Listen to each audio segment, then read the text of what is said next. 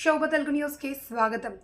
గోదావరి వరదల సమయంలో మాత్రమే దొరికే అరుదైన పులస ఈరోజు మత్స్యకారుల వలకు చిక్కింది. మలికీపురం మండలం రామరాజులంక బాడవలోని శ్రీను అనే మత్స్యకారునికి చిక్కిన ఈ పులస అప్సరామల్ని లంక మాజీ సర్పంచ్ 24,000కు కొన్నారు. దీని బరువు సుమారు 2 కేజీలు ఉంటుంది. వరదల సమయంలో సముద్రం నుండి పులసలు గోదావరి నీటిలోకి ఎదురెదుకుంటూ వస్తాయి. ఈ సందర్భంగా 24,000కి పాటకు పాడుకున్నారు. సుమారు 2 కేజీల పులసని.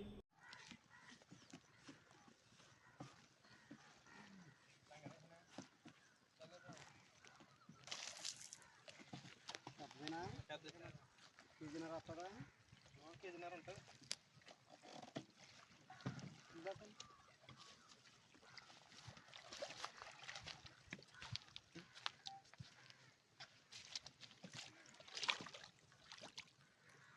అనగా కేజీన్నర వస్తుందని కేజీన్నర తీపిగా ఉంటుంది.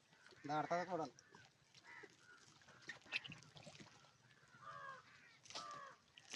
ఎంత అబ్బాయి ఏముండే 30,000 మేము చేపలు పట్టుకున్న వాళ్ళకి చెప్పరా? చేపలు పట్టలేదు వచ్చినా ఫస్ట్ చేప కదా, ఇప్పుడే పట్టదు. ఎక్కడ పడలేదు, ఇక్కడ ఎక్కడ తెలుసు కదా.